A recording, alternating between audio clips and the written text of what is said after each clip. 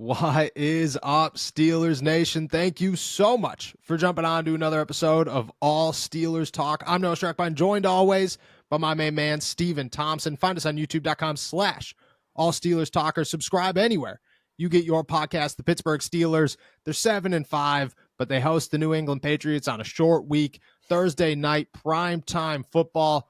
Plenty of headlines, plenty of injuries for the Pittsburgh Steelers to monitor throughout the day. Some big names that we'll dive into, on top of some very interesting words from one of the Steelers' key offensive players. And as always, it might be Wednesday, but it's preview day. We'll dive into our keys to victory and our prediction for a game that, I mean, if you ask New England and Pittsburgh Steelers fans, the final score could be 3-0. Wouldn't surprise anybody. We're a little bit more optimistic than that, but we'll get to that later in the show. It's a cold one, but it's a pretty good December day here in the Burgh, beginning of December football for the Pittsburgh Steelers. How you feel, my friend? I feel pretty lucky because I think I was one of just a handful of people who left Acrisure Stadium on Sunday without an injury. So I feel like I'm in a pretty good spot. I feel pretty lucky that way. Yeah, you might be the only one. And as the week went on, it was just like more and more. It was like the residual injuries. You know, when you like tweak an ankle or something, go to bed the next morning, you're just like, oh my gosh, what's going on? Yeah. That was pretty much half of the Pittsburgh Steelers roster. We're going to dive into all that. Landon Roberts, Isaac Sealo, some interesting names in Najee Harris and Mason Cole, on top of a few others. I guess we'll start there. The Pittsburgh Steelers, very long injury report. They've only practiced once so far this week, but according to Landon Roberts, it was just a walkthrough. They were inside. Most times when that happens, it's just tennis shoes. Nobody's really running around. It's a lot of just preparing, working through the tweaks, getting your game plan down if you're the Pittsburgh Steelers, and then going into Wednesday, kind of putting it on the field, putting it on the grass, see if you could do it all in full speed. That being said, the Steelers got some, I want to say, positive news with the big injuries that they had coming out of Acrisure Stadium against the Cardinals. Landon Roberts was a limited participant 2 days in a row. The first day, obviously, an estimated injury report. Isaac Sealo was the same way. Landon's dealing with a groin injury. Isaac dealing with the shoulder injury. On top of that, they had a lengthy list of guys. Keanu Benton is dealing with an oblique injury. He's been limited the last 2 days. Mason Cole dealing with a neck injury. He's been limited the last 2 days. And then Najee Harris pops up yesterday with a knee injury, does not practice. Maybe a little bit of an alarming situation for the Pittsburgh Steelers. I will say this. He talked to reporters after practice. I would never expect him to just like walk up and be like, hey guys, I'm dealing with a knee injury. I'm probably going to be out this week. It's over. But the fact that he did talk to reporters kind of usually means that things are headed in the right direction. It's not as alarming as it maybe should be. We'll start with the big ones. We'll start with the ones we knew. Landon Roberts, Isaac Sealo, and then Mason Cole, Keanu Benton, those type of guys. But we'll start at inside linebacker. Landon Roberts, groin. He said that he's probably questionable. Today's going to be a big day for him. Do you expect Landon to go? And if he does not go, do you think it'll be at all? Do you think you'll see any Mark Robinson, or do you think this will be all Blake Martinez, maybe a little bit of Miles Jack? Yeah, so I do kind of expect Landon Roberts to go. I mean, I think we'll get to this in a minute, but I feel like most of this I read with an eye towards saying this is all mostly precautionary, like short week, coming off a real physical game, a game where they got really beat up. I feel like the Steelers are just being extra cautious. They just really want to make sure that they have everyone that they possibly can in attendance and dressed, ready for this game on Thursday night. So I do expect him to play, but if he doesn't, I mean, you have to play Mark Robinson. I mean, this isn't. I mean, I saw someone complaining on Twitter yesterday that Mike Tomlin pointed this out. Also Alex Kozora had some stats behind it on Twitter. Just the difference between Landon Roberts on and off the field was such a huge difference for the Steelers in terms of just yards allowed per play. I think it was yards per rush was like, it was 2 when he was on the field, and then it was 5 when he was off the field. There's a very clear difference. And someone was complaining that, it shouldn't just take one guy, getting hurt for the entire defense to collapse. But this isn't just one guy. This is not next man up. This is like fourth next man up, it's so the ranks are just so thin at this point that Mark Robinson's got to play. It's he's got to give you something.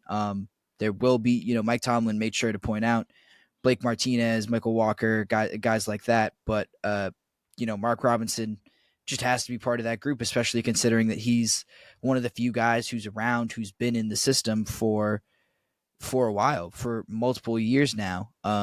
They need him no matter what. And they need basically everyone who's left in that linebacking core to step up, because this is going to have to be a full team effort at that position.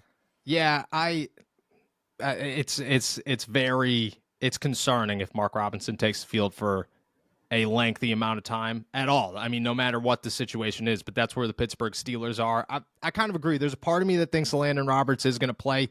I don't imagine they'll rule him out. Like, I think when the final injury report comes out, he's questionable. They're going to send this into Thursday and say, we'll make a decision just before game time. Blake Martinez is, I mean, you got to look at it like this. Blake Martinez was retired a year ago. Miles Jack was retired 2.5 weeks ago. These are very, experienced guys, former starters, high draft picks. Pro bowlers, you name it all. They were retired within a year. And that's, I think, equally as concerning. Like, how in football shape are you? What is the situation right now? How comfortable are you in a defense? Even if Miles Jack played here a year ago, that's a year that, at least 6-7 months since he's been here last, preparing with these guys, getting comfortable with a guy like Michael Walker. It is a brand new room. Mark Robinson does bring some familiarity, but man, dude, if you go back and watch that tape, he's bad. Like the tape is bad. It's super concerning. He's lost on every play. He's getting eaten up by linemen every single play. He's never in the hole, and when he is in the hole, he's getting lost. It is very concerning, but that's where the Pittsburgh Steelers are. And I think that kind of presses the issue of a Landon playing. I think he understands that. I think the Pittsburgh Steelers understand that, even if they could get him in limited reps. He doesn't have to be out there 100% of the time, but if you could get him out there for 25% of the time and then just work those other 3 guys alongside Michael Walker the rest of the way, I think that that's a much better situation than not having him out there at all and saying, all right, like if I had to guess, Blake Martinez is named the starter over Mark Rob just because they don't really trust Mark Robinson at this point, but I still think Mark Robinson plays some defensive snaps. I think if you have a Landon, it's okay, he plays one down, and then it's whatever one of the other 3 come in here to replace him next to Michael Walker the rest of the way. And it's terrible, but that's probably best case scenario for the Pittsburgh Steelers right now. Yeah, it's certainly not ideal, but look, this is where you're at. Yeah. And I think you make a good point about even just mixing in a Landon occasionally. Just to have his presence out there, his voice. That was, I think, one of the biggest takeaways from Mike Tomlin's presser on Sunday following the game, was that he was very explicit, saying that he felt that they lost something huge when Landon went out, mostly because of his voice, just from a communication standpoint. Like, losing him is such a big loss, just because he's the green dot. He's the most experienced guy out there. One of the few actual starting linebacker, like going into the season, a guy that you thought could start for them, left healthy. So, even just limited exposure for him is good for the Steelers. In any capacity they can get him out there, they need to have him out there. Yeah, I agree. On the offensive side of the ball, Isaac Sealo's shoulder left the same play as Kenny Pickett against the Cardinals, and then Mason Cole pops up with a neck injury on the team's injury report Monday, the estimated report. Practiced in a limited capacity on Tuesday, did not speak to the media. It was nowhere to be found in the locker room. And I think, usually you don't take anything away from that. A guy like Mason Cole, who talks to the media all the time, like, as a center, that is pretty much your job, is to be the primary voice of an offense. To not be in there at all through 2 sessions, maybe a little concerning. Maybe I'm making more of this than it actually is. But in my eyes, I was like, maybe this does mean something.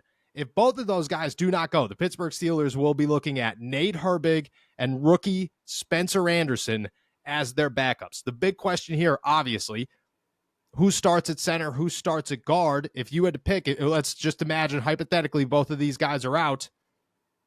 who you putting where against the New England Patriots? Well, I think it's got to be Herbig at center. I think I'm a huge Spencer Anderson guy, one of my favorites going back to training camp. But I'm not entirely sure it's the best idea to put a rookie out in his first game action. I'm pretty sure, like regular season game action, and put him at center, which is just, every offensive line position is hard. Every offensive line position is going to be especially hard against this Patriots front, which is still pretty good despite some injuries. Yep.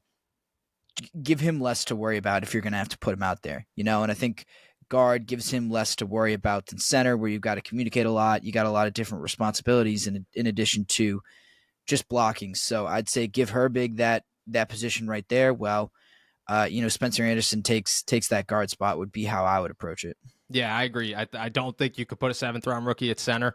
I think people will, I don't know, they'll take anything at this point over Mason Cole, unfortunately, but I just don't think Spencer Anderson is the answer. I'm still worried about him replacing Isaac Sealo because the left side of that line at this point is much worse than the right side of the line for the Pittsburgh Steelers if you remove Isaac from that group, and then you got Nate Herbig at the center. I trust Nate Herbig at center. Like, I think Nate Herbig's played fine.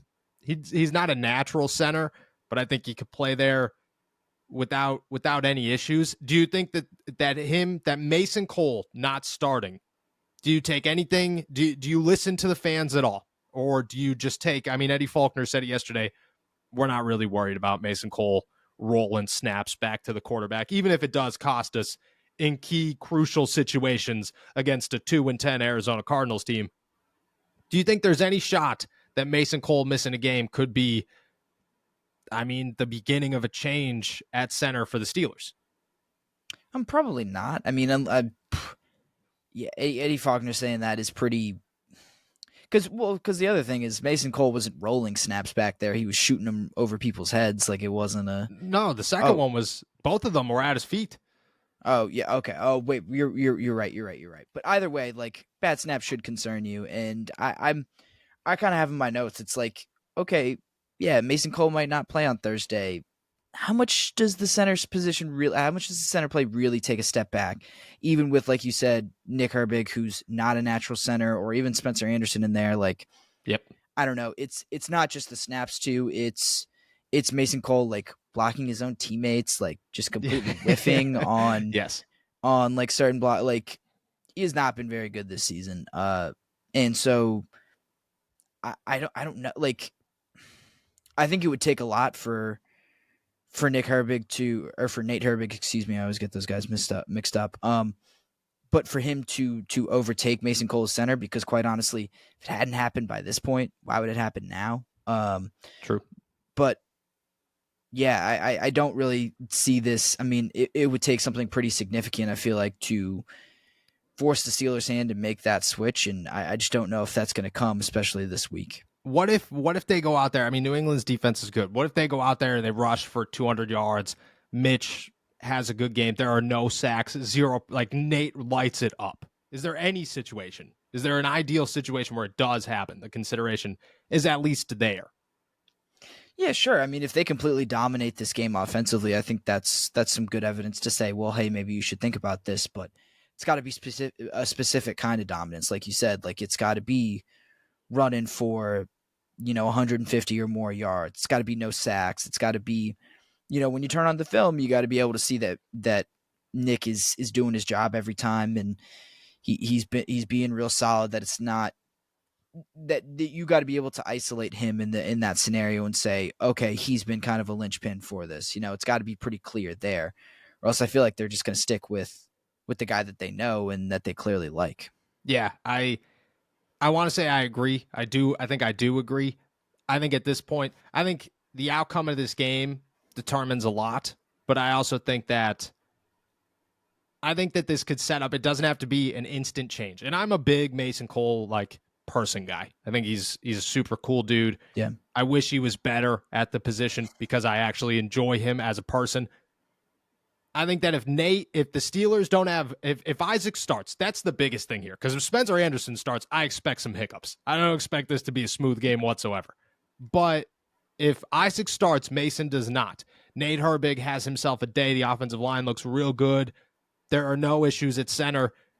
You go into next week, Mason returns to the starting lineup and there are issues again. I think that's when the conversation starts within the organization, because at that point you're looking at it and you go, all right, well, we have a body of work for Nate against a good defensive line, and he looked a lot better than Mason did. I think it could jumpstart a conversation. How serious that conversation is, I think, depends on how bad Mason is once he returns. But to this point, man, I don't know what Eddie Faulkner's watching. I don't know what Mike Tomlin's watching. I understand that the continuity is a real thing, but it just feels like Mason was like the last. It feels like Mason was the last piece of the last offensive line that needed to go. You know, like with the Kevin Dotsons, the Kendrick Greens, the Chuksa Okorafor's. Like it was just, this is the last piece of. Let's just make a change. Let's get this over with. Let's start. Let's finalize an offensive line moving forward and for next season. I think Mason's that last guy. We'll see. Big news. Mason's a guy, I don't know. Like, I'm not super concerned that he's going to miss this game, but there's a part of me that kind of like, I don't want to say I hope he does, but there's a part of me that's like interested to see what Nate Herbig could do as a center for the Steelers. Cold turkey may be great on sandwiches, but there's a better way to break your bad habits. We're not talking about some weird mind voodoo from your crazy neighbor, like shouting up to the stars and yelling, "Help!" We're talking about our sponsor, Fume, and they look at the problem in a different way. Not everything in a bad habit is wrong. So instead of drastic, uncomfortable change, why not just remove the bad from your habit? Fume is an innovative, award-winning flavored air device that does just that. Instead of electronics, Fume is completely natural. Instead of vapor, Fume uses flavored air. And instead of harmful chemicals, Fume uses all-natural, delicious flavors. You get it. Instead of bad, Fume is good. That's a habit you're free to enjoy and makes replacing your bad habit easy. It fills the void in a natural, guilt-free way. Your Fume comes with an adjustable airflow dial and is designed with movable parts and magnets for fidgeting, giving your fingers a lot to do, which is helpful for de-stressing while breaking your habit. I got this thing, and the first thing I noticed was how sharp it looks. This is probably the sharpest looking device I own. And then immediately I start fidgeting with it and realize how awesome that aspect of it is. And then when it comes to the taste, I mean,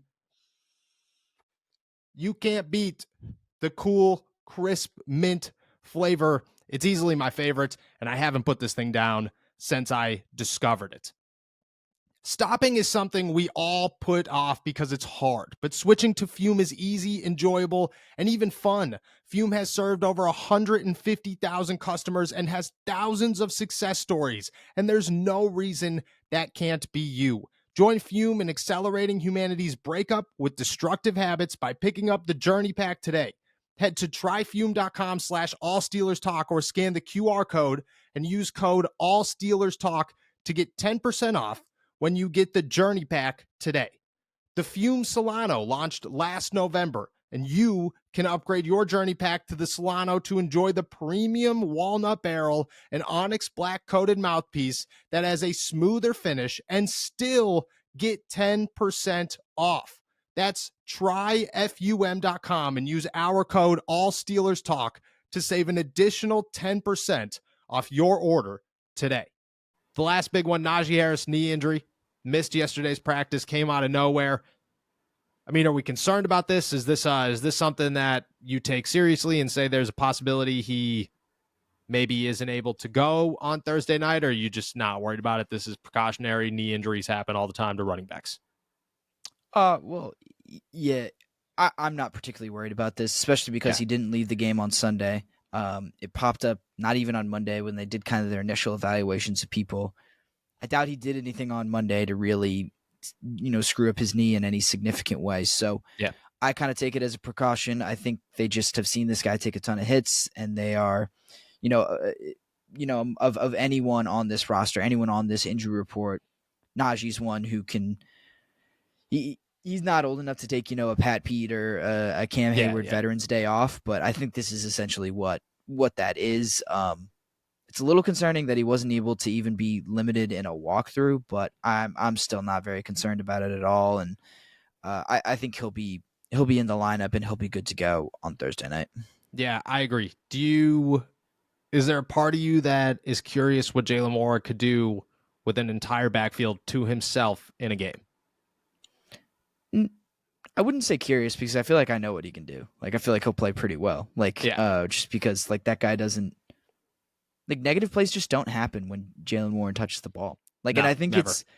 it's he's had some good blocking to work with, of course, but like he also just creates yards where they're not. He is when coaches talk about be your own blocker. I feel like that is you just got to flip on Jalen Warren film, and that's what he does every time. So Yep. not necessarily curious. I mean, it would be exciting. I think it would be a huge opportunity for Jalen that he'd take full advantage of. But I wouldn't necessarily say curious because I feel like I'm pretty confident I know what he could do. I agree. I think it's crazy to think that in 2 years, Najee Harris has dealt with injuries. Jalen's never started a game. Like that's super wild to me.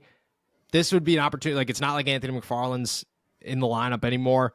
Godwin Igwebuike, I don't know what he can do, but I don't think he'd get many opportunities. I think this would be Jalen Warren touches the ball 25 times, and I would be so excited to see what Jalen Warren could do touching the ball 25 times. Just like where it launches the Pittsburgh Steelers, I think could be crazy. Do I think it's going to happen? No, I think Najee's going to be just fine. Najee's a type of dude who, unless something serious actually does happen, he's playing.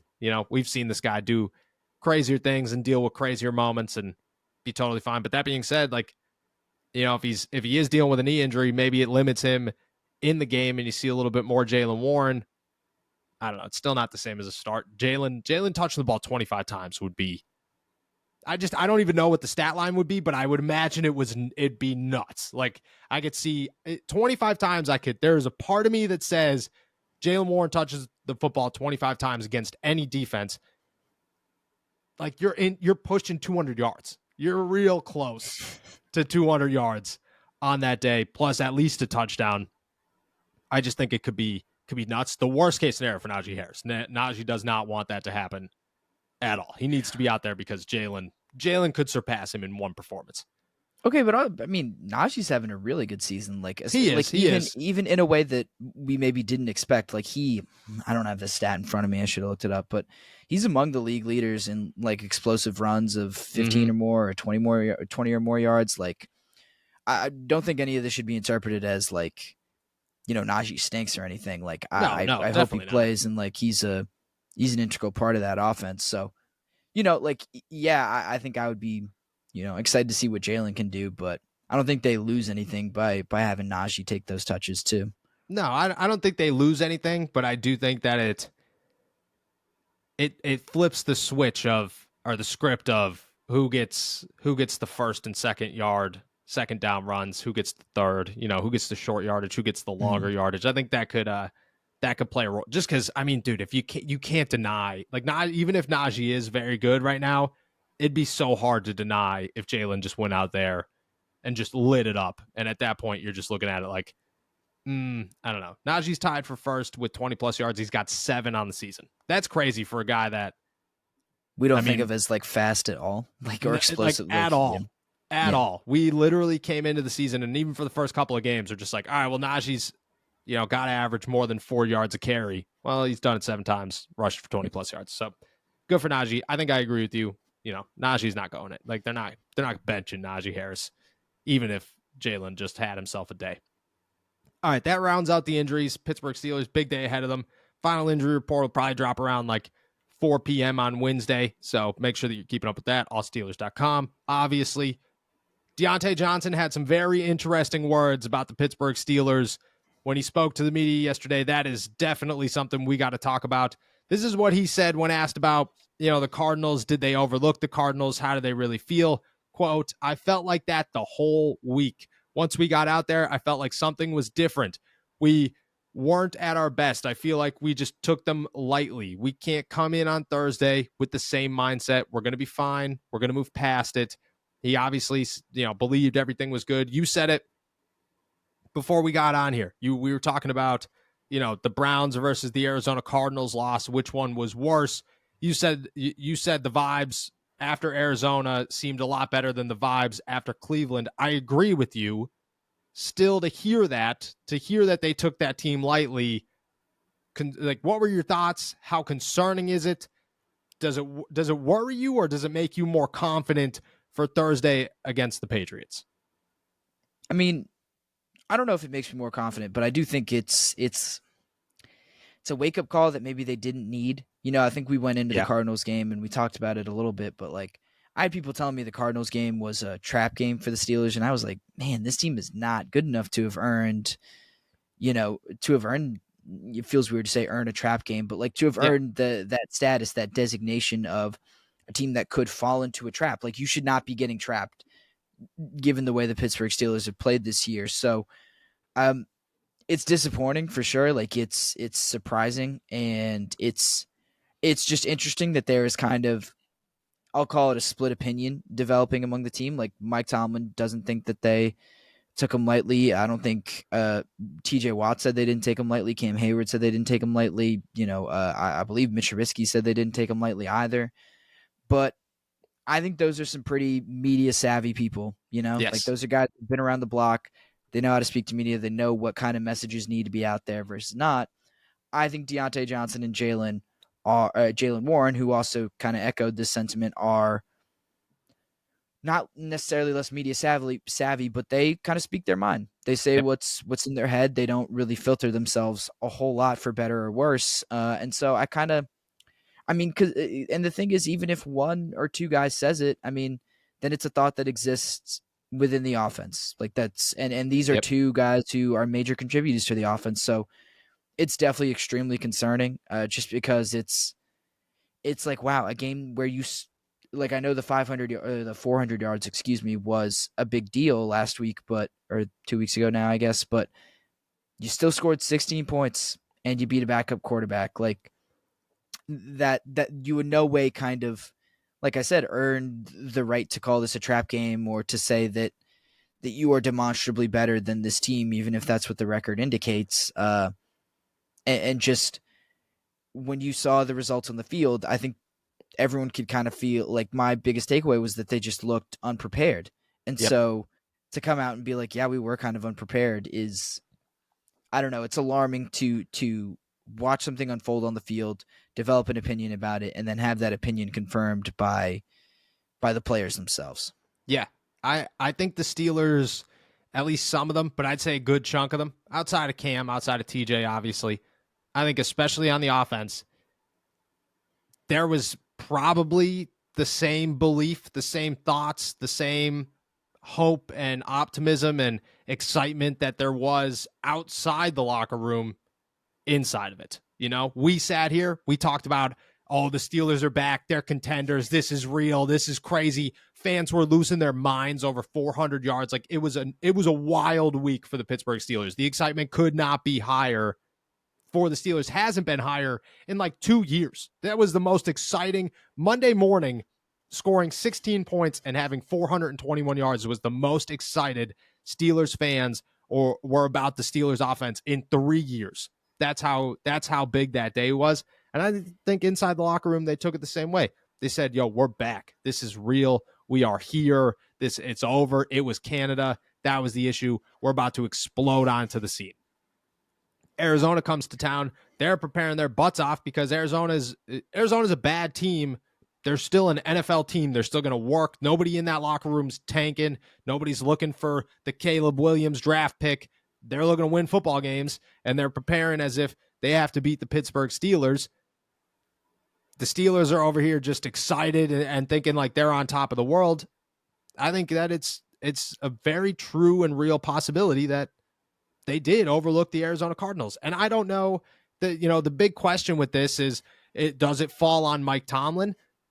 I honestly, I don't think so. Like, as crazy as that sounds, and I have been a big critic of Mike Tomlin this season, and I think that the Arizona was the first loss of like I think if you lose to New England, I think the seat starts warming up. I think that at this point, Mike Tomlin's job is not as secure as it's been the last 16 years. I still don't know if I put the blame on Mike Tomlin. Like, I think it was just the players. I think it was I don't want to say the coaching staff and I don't want to say the messaging. I honestly just want to say that the players were so excited about where things were headed that they forgot that they needed to prepare to get there and they had to work to get there. And they just kind of thought it was all going to come, and it came back to bite them in the butt. And I mean, that maybe I'm wrong, but like I put it on the players, and that's the first time all season that I've put anything on the players. I've been like, oh, this is the players' fault. But I really do think that a lot of the offense, a lot of those guys just said, dude, this is about to explode. And then they got smoked. Yeah. And I think we've got to treat these players like adults and like professionals. Yeah. Like, I don't know. I seriously doubt Mike Tomlin was walking around practice last week saying, "Oh, guys, don't work too hard. We're gonna beat the brakes off these guys. Like, don't worry about it. Like, take it easy. We're good." Yeah, and even if he did, like, that's on you if you don't come out with your best effort. If you don't, prepare the way that you need to every day. Like, you shouldn't need your coach to tell you, "No, guys, we actually got to take this seriously in order to actually take things seriously." Yep, I agree. And it's not a good look, but I also think it wakes people up. Like I think I'm less worried. A lot of people are putting the blame on Mike Tomlin and saying, "Oh, this isn't a well coached team." I think that's a different argument by itself. That's a whole other conversation. This week coming up, I'm more optimistic because I think the only way they lose to the New England, I think if they lose to the Patriots, it is because Mike Tomlin is not coaching his team very well this season. I think that's the case. But when it comes to the overlooking the Patriots, that doesn't concern me. Like, I don't think anybody's sitting around going, all right, we'll bounce back. This is a big one. No, I think in their heads, this is we can't win by a touchdown. We have to win by 4 touchdowns just to show that last week was not real and that things are going to be fine. And again, if they lose, then I'm putting it on Tomlin. Then at that point, what are you doing, man? How do you lose back-to-back games to 2-10 football teams, especially ones that do not score? What is New England's lost 3 games in a row with less than 10 points? Yeah, they've allowed less than 10 points. Yeah, they've allowed less than 10 points in 3 straight games. It's like 26 they've allowed over the past 2 games, and they've lost every single one of them. So that's every exciting. Single one of them. So you can't, like, if you lose this game, then it's on Mike Tomlin, I think 100%. All right, with that, let's transition into not overlooking the Patriots. How do the Pittsburgh Steelers do so? Week 14, Thursday Night Football, probably most definitely should have been switched to a Sunday at 4 o'clock. Give me the most boring time frame you could possibly put a football game on. Make it that time. Didn't. They're rocking Thursday nights. Your keys to victory in this one, Steelers versus Patriots. Yeah, Mitch Trubisky starting at quarterback. He has 8 turnovers in 10 games played for the Steelers, and that's not even 10 full games. He has at least 1 in 5 of those games. He's turned it over multiple times in 2 of those games. I think it's pretty clear. Just take care of the football. Don't give New England any short fields to work with. Don't make this easy on them to put up points. Like, I'd be shocked if New England finds the end zone at all. But if you let them field goal you to death, like we've talked about it, their defense is pretty good despite a bunch of injuries, despite how bad they've been this year. It has not been the defense's fault by and large. So you're going to have a hard enough time scoring on your own. So don't make it any easier on them to put points on the board in any capacity. So I think if Mitch gives them short fields, I think if, it's not just Mitch, obviously, like, don't fumble the ball either, but Mitch can't be throwing interceptions. You can't make things easier on the New England Patriots, and just don't give them any hope that this game is within reach, because that's when things could really start to unravel. And then it just takes one busted coverage, one big play, and you're done. So take care of the ball is my key to victory. Yeah, I agree. Mitch came to the podium yesterday and he was asked about being aggressive, and he said, "Yeah, I'm a bit of an aggressive quarterback." I don't know his exact quote, but I think everybody watching that interview was just like, "That's not going to go over well with the fans here, pal. That's going to be rough." I agree. I think it's very simple. My key to victory for the Pittsburgh Steelers is on offense because I have a lot of confidence in the defense. I'm not really nervous about Bailey Zappi coming into Acrisure Stadium and lighting the world up. Just don't see it happening. I think it's simple. Just run the football and find the end zone. That's all you got to do. You don't got to do anything crazy. You don't got to put up 3 touchdowns. Just hand the ball off to Najee Harris, hand the ball off to Jaylen Warren, get 4 yards, do it again, get another 4 yards, do it again. It's Thursday night. Thursday night games are notoriously the worst games of the week. It's the worst primetime game almost all the time. I don't expect anything different in this one. Run the football, give it to Najee, give it to Jalen, give it to Godwin Igwebuike. I don't care. Just get 4 yards and do it again. Score a touchdown. And that's all you got to do. I want this. If you're the Pittsburgh Steelers, my key to victory is simple: be the ultimate game manager in all facets. Like every single way, manage this game so that your defense is on the field the least amount of time and your offense picks up some first downs, as many first downs as possible. If you get 40 first downs in this game, it is a great game, because that just means you just 3 yards, 4 yards, first down. Do it again. Like, if I'm the Pittsburgh Steelers, I'm running the football. I'm not doing anything to put this in Mitch's hands. I'm not trying to make it exciting. I'm just trying to win a game and move on to next week and take it a week at a time. Yeah, I mean, I like what you said about being a game manager. Like, not like you said, that only applies to quarterbacks, but the whole team has to be able to be on the same page of yes. Like, time of possession is going to be huge. 35 minutes to 20 minutes. Like, that's what you're looking for. Who cares if you outgain them? If the final outgained number is 165 to 140, you're chilling. That's a great game for the Pittsburgh Steelers. Don't do anything crazy. I think you'll be totally fine. With that, what did we say the over-under is before we jumped on here? 30.5. I'm pretty sure. Yeah, last I saw was 30.5. 30.5. That's, I mean, if you are a gambling man, chances are you're going to go way below that, or you're just going to hammer the 30.5. You're going to feel totally fine with it. If you still got some boosts from our DraftKings thing last week, I'd toss all of them on the under. It's like the lowest under since in an NFL game, I think since 1993, which Nice. Those historic unders, you got it. I saw a couple of them in college football this year with Iowa. You just got it. If you're a fan of the game, if you're a fan of the sport, you got it. It's a spectacle, under that low, that doesn't happen every day. You got to go for the under. You got it. It's the only time in football history where you will root for the under. Otherwise, you're just nobody's betting the under. Nobody's excited about the under. Everybody wants the over, no matter how crazy it is. You will look at games, you'll watch games, and it'll be the over under 60. You think they'll score 60? Yeah, I think we're gonna go over.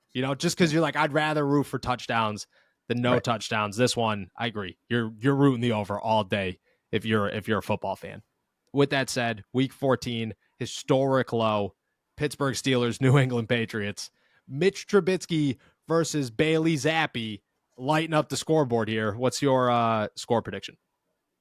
I think this game is just as ugly as we all kind of think it'll be. I think the Steelers, I'm going to be bold and say that there will be at least one touchdown scored in this game. Whoa. Not going to commit to saying whether it's offensive or not, but I think the Steelers do walk away with a relatively comfortable win. They're in control for most of the game, but they only win 13-3 over the New England Patriots. 13-3. That's right. That's a big score right there. 13-3, huh? Man, that's a tough one to beat, because I was thinking right around that same you can jump on the bandwagon. You can jump around the bandwagon if you want. Nah. I like to keep, mix it up, keep things a little exciting. But mine, I won't lie to you, I had the Patriots scoring 6 points. And wow, okay. I know, now I'm less optimistic about that. Once you said 3, I went, yeah, that seems like a lot. I'm going to go even crazier than that. All right, we ready for this one? It's going to be bad. It's going to be a brutal day for both sides of the football here. Mitch Trubisky throws an interception, sets the Patriots up for a field goal. That's all you could help or ask for if you're New England. Give him an opportunity. Mitch Trubisky does that. I'm going 10-3. I'm going 10-3 Steelers. I don't think that they. I mean, maybe, just maybe, they score another field goal. I don't see it happening. I don't see them. I think you could count on one hand how many times the Pittsburgh Steelers cross the 50-yard line, and I don't expect you to get all 5 fingers up in this football game. I'm at the point where Mark Caboli busts us before every game. He goes, did you pick the Steelers to win again? Yeah, clearly, because we're only watching the Steelers, and we every week they should win, and they don't. This one, I feel like I'm being realistic with. 10-3, awful. They've won more games than they lost, so Yeah, we got a winning record. We definitely have a winning record. And some very, I mean, like losing to DTR, losing to the Arizona Cardinals. Those don't even count. That was not, that wasn't us. San Francisco was us. That one was a bad call on our part. The rest of them, I don't know if I like Houston. I'm not counting Jacksonville, Houston. maybe. Yeah, I Jacksonville. mean, even Houston, like we didn't really know what the Texans were at that point. That's what I'm saying. I'm not counting Houston. Jacksonville, maybe we screwed up with Jacksonville. Maybe we got a little optimistic about Jacksonville. The rest of them, I think that we're sitting pretty. This one, 10-3, yikes. But Thursday Night Football, I mean, this season you can't really. It'll just be a bunch of tweets at halftime of just like, another great Thursday Night Football game, like it is every time the Bears play or somebody else. And that's the category the Pittsburgh Steelers are in these days. But 10-3 gets you a win. They moved to 8-6. We'll see what happens. With that said, we're heading out of here. Thank you guys so much for jumping on to another episode of All Steelers Talk. Make sure to subscribe to us on YouTube, youtube.com/All Steelers Talk. Check us out anywhere you get your podcast.